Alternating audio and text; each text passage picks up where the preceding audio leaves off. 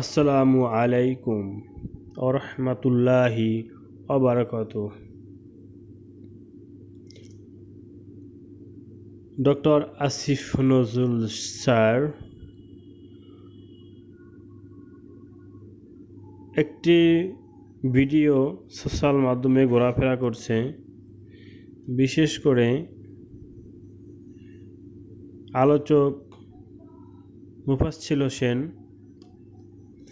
তিনি একটি ভিডিওতে বলেছেন যে ডক্টর আসিফ নজরুল স্যারের বাবার নাম কি, তিনি কি করতেন। তাই একটু অনলাইনে উইকিপিডিয়ায় খোঁজাখুঁজি পরে কিছুই পেলাম না, কিন্তু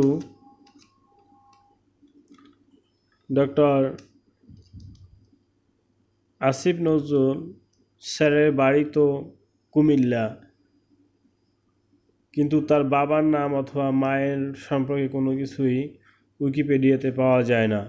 প্রত্যেক উপদেষ্টা অথবা বড় বড় ব্যক্তিদের নামের সাথে তাদের পিতা মাতা নাম দেয়া থাকে, কোথায় জন্মগ্রহণ করছেন, শৈশবকাল, বাল্যকাল, শিক্ষাজীবন সব কিছুই দেওয়া থাকে, কিন্তু আসিফ নজরুল স্যারের ক্ষেত্রে সেটা নেই।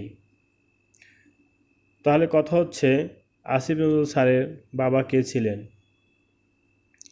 মুফাজ্জল হোসেন বলছেন আসিফ নজরুল স্যারের বাবা ছিলেন নাকি একজন রাজাকার, আর তার মা ছিলেন বিহারি।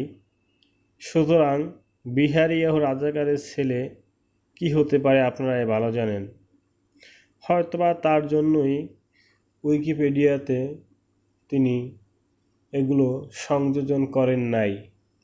আর আসিফ নজরুল স্যার একজন স্বাধীনতার পক্ষের লোক, এটা ভাবলেও ভুল হবে।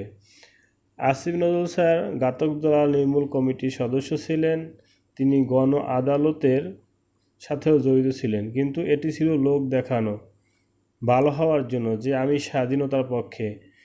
তিনি শেখ মুজিবুর রহমানকে নিয়ে অনেক মন্তব্য করেছেন, কেঁদে কেঁদে বলেছেন তার মতো মানুষ হয় না, কিন্তু এগুলো না ছিল তার নাটক। আসলে রাজাকার তো রাজাকারই হয়।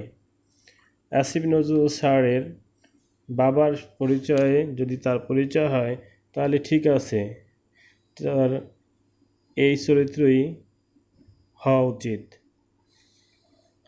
তো আপনারা যদি আসিফ নজরুল স্যারের পরিচয় সম্পর্কে বা তার বাবার সম্পর্কে কিছু জানেন তাহলে জানাবেন। ভালো থাকবেন, আল্লাহ হাফেজ।